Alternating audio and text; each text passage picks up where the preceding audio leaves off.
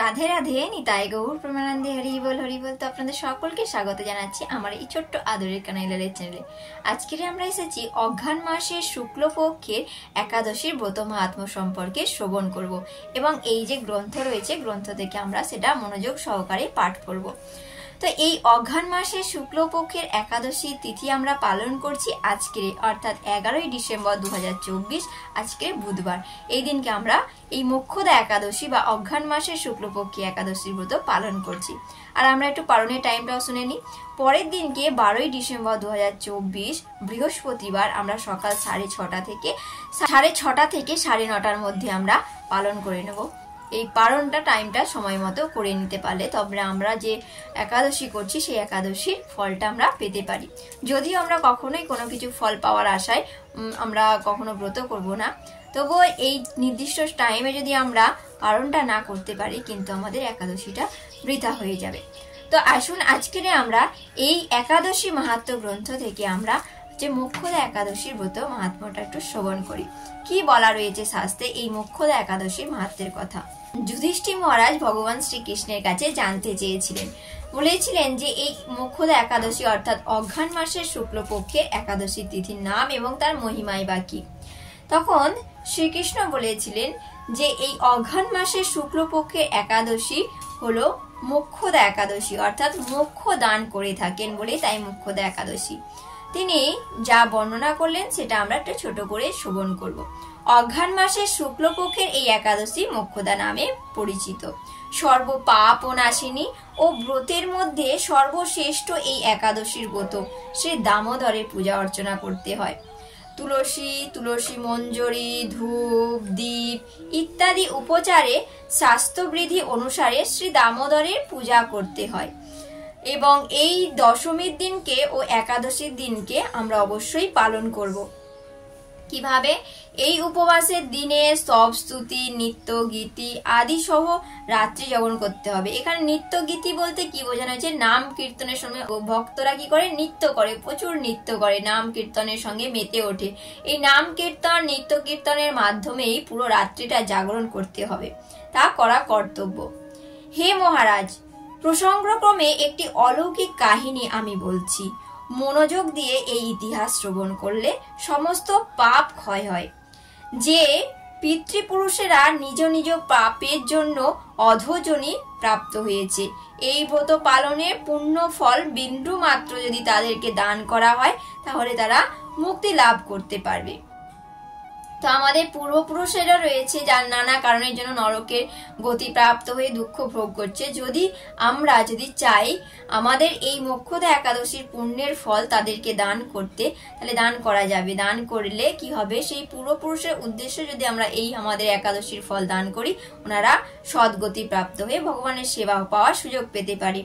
কোনো এক সময় মনোরম চম্পকনগরে বৈখানস নামে এক রাজা ছিলেন। তিনি ছিলেন সমস্ত বৈষ্ণব সদ্গুণের বিভূষিত। প্রজাদেরকে তিনি পুত্রের মতো পালন করতেন। তার রাজ্যে বহু দেবযজ্ঞ ব্রাহ্মণ বসবাস করত। রাজ্যে সকলেই ছিল বেশ সমৃদ্ধশালী। একবার রাজা স্বপ্ন দেখলেন তার পূর্বপুরুষ অর্থাৎ তার পিতা কি করছেন? অধোজনি প্রাপ্ত হয়ে অর্থাৎ নরকের যন্ত্রণা ভোগ করছেন। তিনি এই স্বপ্নটা দেখা মাত্রই তিনি তখন কি করলেন? যে ব্রাহ্মণদেরকে ডেকে পাঠালেন। হে ব্রাহ্মণগণ, গত রাত্রে আমি স্বপ্নে দেখলাম আমার পিতাকে নরকের কষ্ট পেতে। তখন তিনি আমাকে লক্ষ্য করে বলতে লাগলেন, হে পুত্র, তুমি আমাকে নরকের এই সমুদ্র থেকে উদ্ধার করো। তার সেই অবস্থা দেখে আমার অন্তরে সুখ নেই। আমার এই বিশাল রাজ্য, স্ত্রী, পুত্র কিছুই আমি শান্তি পাচ্ছি না। এতে কি করি, কোথায় যাই কিছু বুঝতে পারছি না। আমার পূর্বপুরুষেরা মুক্তি লাভ করতে পারবে এমন কোনো পুণ্যব্রত বা তপস্যা বা যোগের কথা আমাকে উপদেশ করুন, আমি তা অনুষ্ঠান করব অর্থাৎ পালন করব।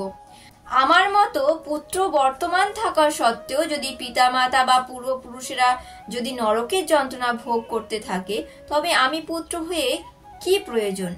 ব্রাহ্মণরা তখন বললেন, হে মহারাজ, আপনার রাজ্যের কাছেই মহর্ষি পর্বতে মুনির আশ্রম আছে।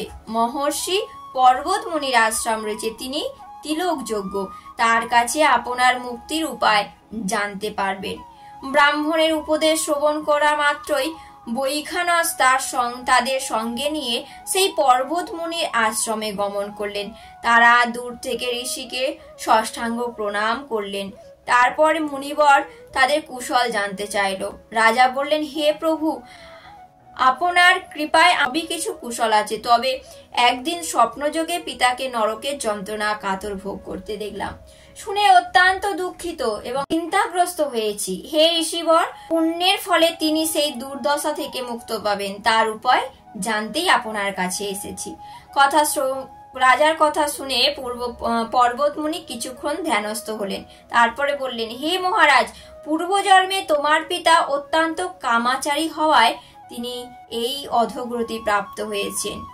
এখন এই প্রাপ থেকে মুক্তির উপায় বর্ণনা করছি। অঘ্রাণ মাসের শুক্লপক্ষে মোক্ষদা একাদশী পালন করে সেই পুণ্যের ফল পিতাকে প্রদান করো। সেই পুণ্যের প্রভাবেই তোমার পিতার মুক্তি হবে। মুনির কথা শোনা মাত্রই তিনি নিজে গিয়ে ফিরে এলেন। সেই পবিত্র তিথি আবির্ভাব হলে, অর্থাৎ এই অঘ্রাণ মাসের শুক্লপক্ষের একাদশী যখন মোক্ষদা একাদশী এলো, তখন তিনি সকল পরিবারের সবাইকে নিয়ে এই একাদশী ব্রত পালন করলেন। পরের দিনকে ব্রতের পুণ্য ফল পিতার উদ্দেশ্যে প্রদান করলেন। ওই পুণ্যের ফলে সঙ্গে সঙ্গে আকাশ থেকে পুষ্পবৃষ্টি হলো। বললেন, হে পুত্র, তোমার মঙ্গল হোক। সেই বলতে বৈখানস রাজা পিতা নরক থেকে কি করলেন?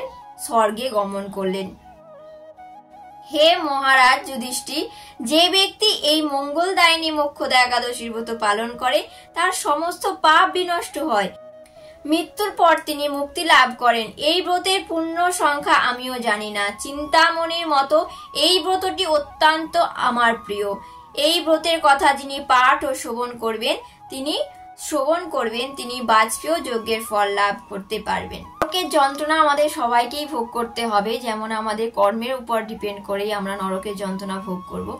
তো এই রকমই শ্রীমদ্ ভাগবতে বলা রয়েছে যে নরকের যন্ত্রণা রয়েছে, যে কোন পাপ করলে আমরা কি কি নরকের যন্ত্রণা ভোগ করতে পারবো। শ্রীমদ্ ভাগবত থেকে আমরা কোনো একদিন আমরা আপনাদের সবার সঙ্গে নিয়ে আসবো যে নরকের যন্ত্রণা রয়েছে, যে এখনই আমরা যে সমস্ত কাজ করছি হয়তো ফল পাচ্ছি না, কিন্তু আমাদের এই দেহটা ত্যাগ করার পরে আমাদের একটা সূক্ষ্ম স্থূল দেহ হবে, সেই শরীরেই কিন্তু আমরা নরকের যন্ত্রণা ভোগ করব।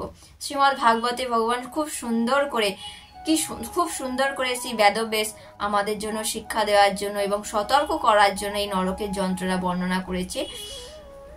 তো আমরা চাইলে আমাদের পূর্বপুরুষকে এই নরকের যন্ত্রণার হাত থেকে রক্ষা করতে পারি, বা তাদের সদ্গতি প্রাপ্ত হয় বা ভগবানের সেবায় যুক্ত হতে পারে। সেই রকম আমরা এই মোক্ষদা একাদশী ব্রত পালন করে যদি তার পূর্ণ ফল আমরা দান করতে পারি, অবশ্যই সদ্গতি হবে। তো আসুন আমরা এই মোক্ষদা একাদশী ব্রত সকলে মিলে পালন করি, আর আনন্দের সঙ্গে নাম কীর্তনের সঙ্গে অধিক হরিনাম জপ করে ভগবানের এই ব্রত পালন করি। নির্দিষ্ট সময়ে ব্রতের পালনটা টাইম মতো করে নেব। তা আসছি আমরা পরে ভিডিওতে। আপনারা সকলে ভালো থাকুন, সুস্থ থাকুন আর ভগবানের সেবায় যুক্ত থাকুন। রাধে রাধে, নিতাই গৌর প্রেমানন্দে, হরি বল।